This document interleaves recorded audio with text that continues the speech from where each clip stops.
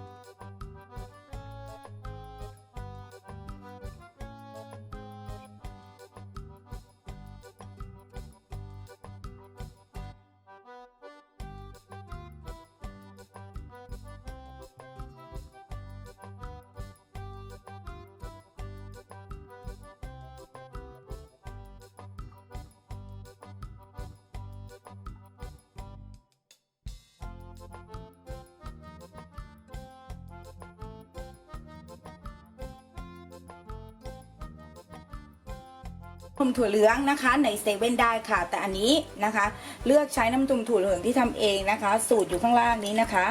ใช้น้ำนมถั่วเหลืองนะคะ2 ถ้วยตวงค่ะนะคะ2 ช้อนชานะคะและคนมุนนะคะให้อิ่มตัวนะคะแช่ทิ้งไว้นะคะโดยประมาณนะคะประมาณ10 นาทีนะคะแล้วถึงไปตั้งไฟกันค่ะระหว่างรอผงวุ้นติ่มตัวนะคะเรามาเตรียมผงมัทฉะชาเขียวกันนะคะโดยเราใช้ผงมัทฉะชาเขียวนะคะ2 ช้อนชาค่ะเอาแบบเข้มข้นเลยนะ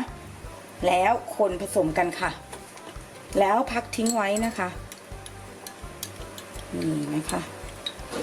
พักทิ้งไว้นะคะคนผงวุ้นนะคะกับนมถั่วเหลืองนะคะให้เข้ากันนะคะจนเดือดนะคะ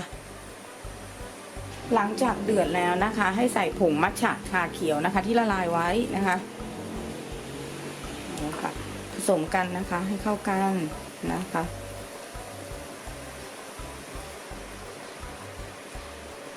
หลังจากนั้นนะคะให้ใส่สารแทนความหวานนะคะแทนน้ำตาลไป2 ช้อนชานะคะคนให้เข้ากันนะคะเพราะว่าเราไม่จำเป็นต้องปรุงให้นั่นก่อนบางทีเราเพราะว่าเราจะไปเขาเรียกอะไรนะไปปรุงรสนะคะด้วยตัวน้ำผึ้งอีกทีก็ได้นะคะเวลาจัดเสิร์ฟนะคะเดี๋ยวรอให้มันเย็นสักครู่แล้วเราไปใส่พิมพ์กันค่ะทีนี้นะคะเราเทใส่พิมพ์กันนะคะ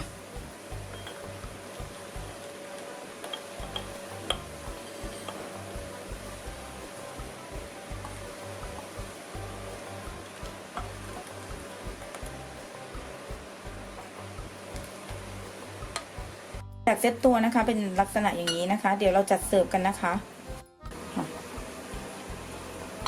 นี่นะคะเดี๋ยวเราจะเสิร์ฟด้วยท็อปปิ้งนะคะอีกนิดนึงนะคะค่ะราดตกแต่งด้วยท็อปปิ้งนะคะซึ่งเป็นท็อปปิ้งเมเปิลนะคะแอปเปิลนะคะใส่แอปเปิลไซรัปนะคะตัวนี้คนกินเจทานได้นะคะเมนูเจนะคะอีก1 เมนูที่น่าทำนะคะลองไปทำกันดูค่ะถ้าชอบคลิปนี้อย่าลืมกดไลค์ให้กำลังใจช่องรักสุขภาพด้วยค่ะและอย่าลืมกดแชร์เพื่อบอกต่อคลิปดีๆนะคะเจอกันใหม่คลิปหน้าคลิปนี้ลาไปก่อนค่ะสวัสดี